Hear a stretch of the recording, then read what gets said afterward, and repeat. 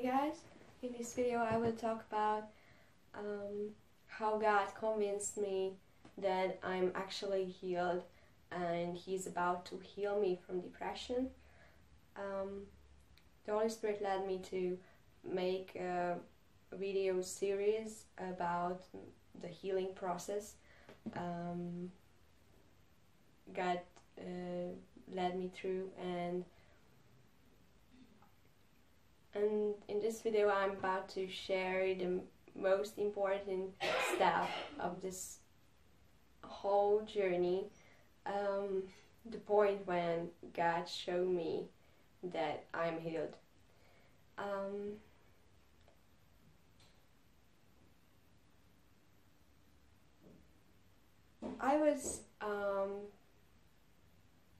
I listened to many preachings and teachings on YouTube from Kristen Kane, and I watched all the interviews with William Paul Young, you know, the author of The Shack, and how he got delivered from some emotional issues. And I just did it because it was interesting and I wanted to develop my listening skills, and so it was not about I want to be free, so I search out some material that can help me. But still, this truth in these messages have been burned into my heart. And I remember one of these sentences Kristen Kane told in one of her preachings is Jesus' blood enough for what? And it really hurt me in a condemning way. Like, if I'm in this trouble, it's my fault. Is it my fault actually? So if Jesus' blood enough, then I could be free. So, but I'm not. So what's the problem? I am the problem, or who? So it really hurt me, but at least I felt that something reaches my heart. Because at this time, growing up in a Christian family, you know,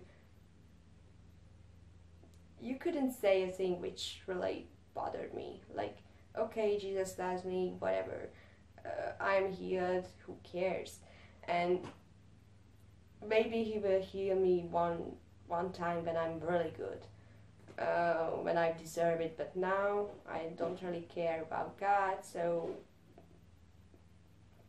He's surely not really fond of me. That was my idea. And I was a real perfectionist, and I was all about to prove that I'm valuable. You know, I did everything I could to prove to everyone that I'm good. And I did 2 schools simultaneously, and I decided I would become an interpreter. And to practice it, I applied to an international kids camp.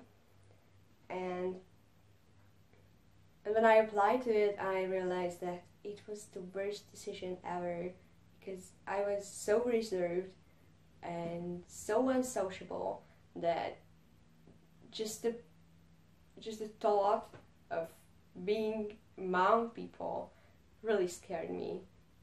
So if I go there, I will be forced to hang out with people and talk to them and introduce myself, and I just don't want them. So at this time I hated everyone and I hated myself, so it wasn't the best time to go to a kids camp. But I went there. Before that I was so scared that I even prayed. So, God, would you just make me survive this camp? Just make it possible that I hide away. Just give me a place where I can hide every day. That was my prayer. And when I arrived there, I I received the paper with my team, with the names of my team, and I asked the leader, with what team? The team I should interpret for? And he said that no, it is the team you will lead the whole week. And it shocked me. So I became one of the leaders in this camp, not just the interpreter. And that was the point when I got really desperate. I told God that, okay, if you could do something with me, just make me survive it. I just don't want to collapse, okay? It's the only thing I want to ask. Just please help me avoid absolutely collapsing. and he did. And it was fascinating because I was the youngest leader and I got the oldest group in this camp, the teenagers, and it was amazing to see how much God could do through me. Like, these kids were sitting and it was lunchtime and they didn't want to go to have lunch because they wanted to talk about God more. And I was amazed that, okay, maybe I'm not that, terrible. Maybe God could do something with me. And hope just started to rise up in me. And of course I was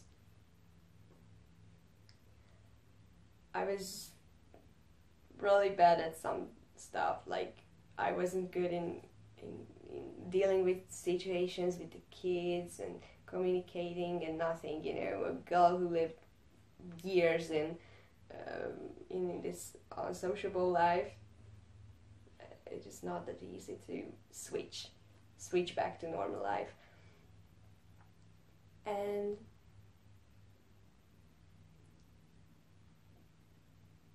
it was funny because the volunteers in this camp and all the other leaders were so helpful and so understanding and so loving. I actually did not really feel the burden of being, not that suitable for such a position. And I was shocked by the love they showed. There are such people on this earth. I thought that everyone is just about to hurt me. That was my idea. Everyone hates me and everyone is about to kill me or something. I had terrible misconceptions at this time. And on the last day of this camp, there was some children's program and some kind of drama, or I don't know, and it was terribly boring, and I just felt this Holy Spirit talking to me that, okay, here you are in this camp. 3 years before you were about to kill yourself, and now you are the one who shares me with all these kids. Don't you realize that I'm about to heal you and I've already started it? And if I started it, I will finish it as well. Don't you realize how far I've taken you? And this thing shocked me. Okay,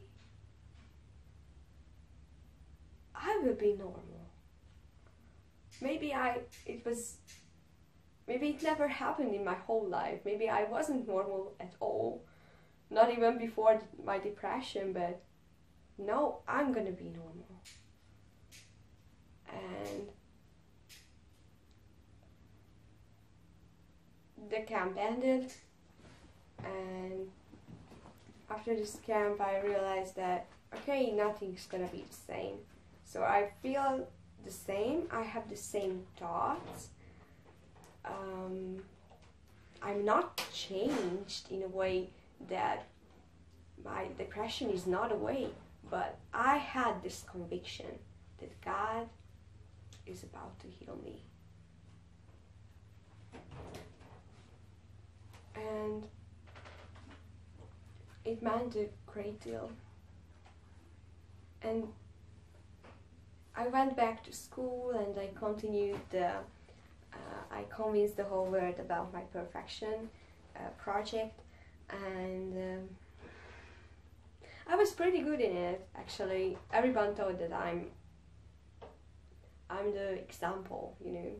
I was the best student, I was really talented in most of the stuff I did this time.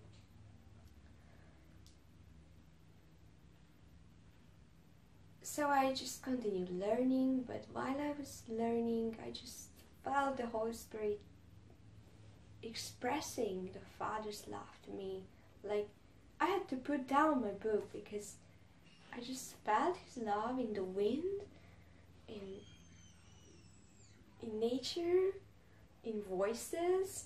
Like, it was crazy, really crazy. And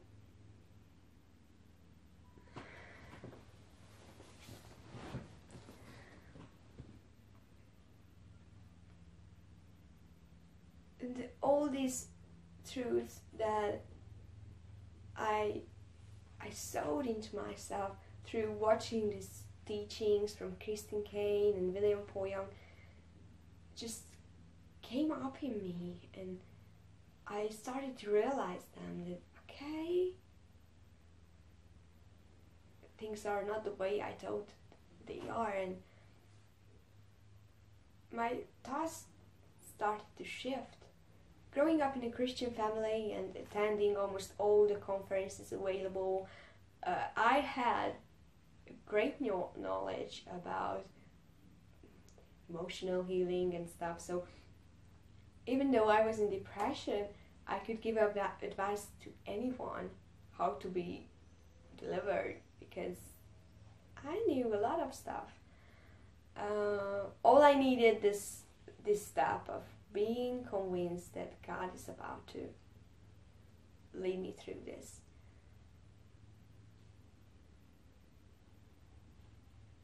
And I received a revelation of this sentence which really hurt me before, that is Jesus' blood enough for what?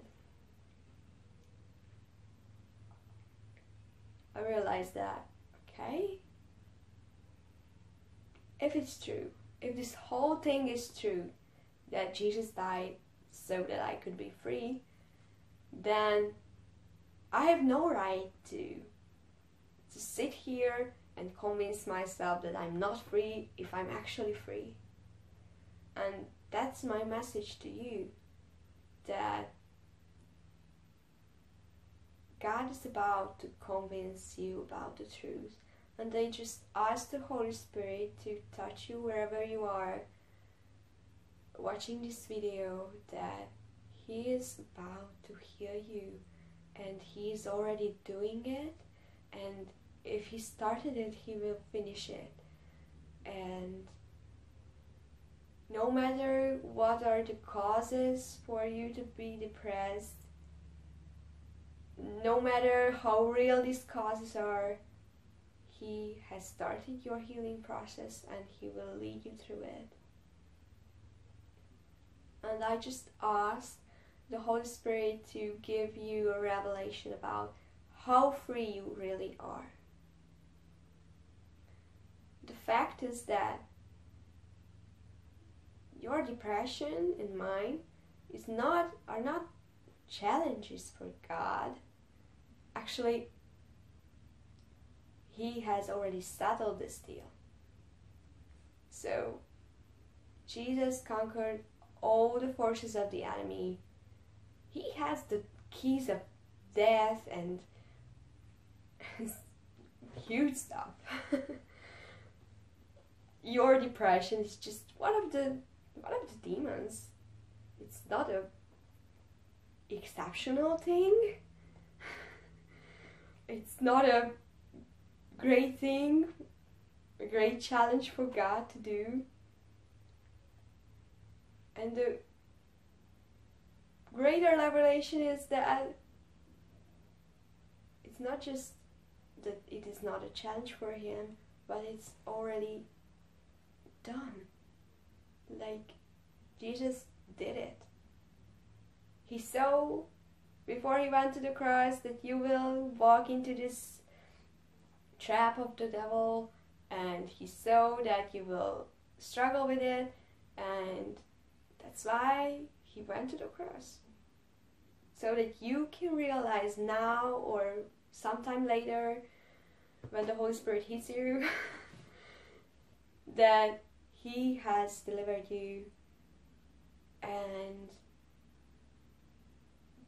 the greatest message in this is that there won't be another salvation for you just for you to be set free from depression. So He is not about finally setting you free. He's about to convince you that you had already been set free. So there won't be any change happening in the outside world. You're gonna change by the renewing of your mind, that you finally believe that you had been set free, that Jesus' blood is enough.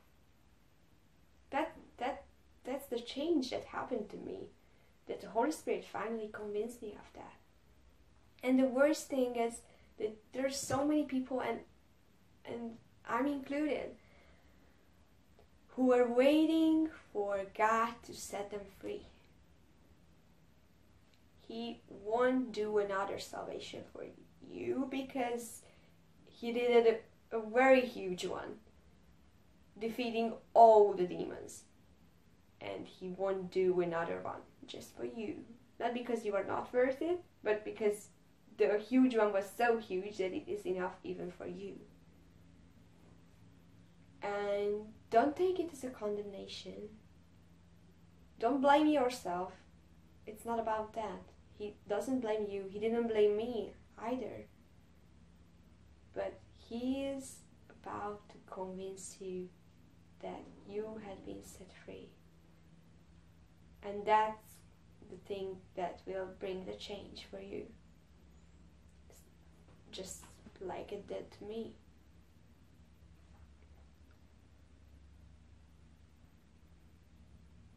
And of course there are these encounters, a worship event, a great conversation, a video, or a kids camp, when God just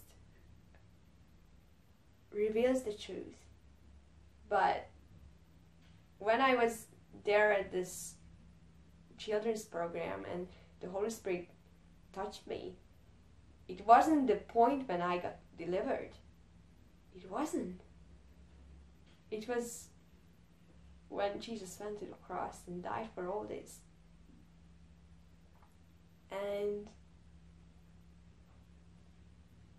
don't feel condemned that you can't believe it now, or if you believe it, you don't feel the change caused by this truth.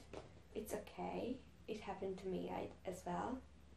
I just pray that the Holy Spirit find the way to your heart to reveal the truth to you. I just ask Him to show this amazing thing, that He's about to heal you. He's already doing it, and if He started it, He will finish it. You are so worth of His blood, and He was so pleased with dying for you to be free. So just don't allow self-pity to convince you that you are not free, because you are. And if you can't believe it, just ask God over and over again that, okay God, I know that this is the truth, just burn it into my heart. I will seek you until I find this truth.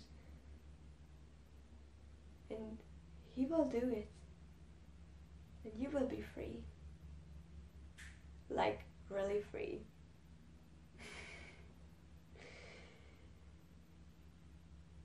God bless you, my brother or sister, and you can share your testimony with me if you feel like to. Bye.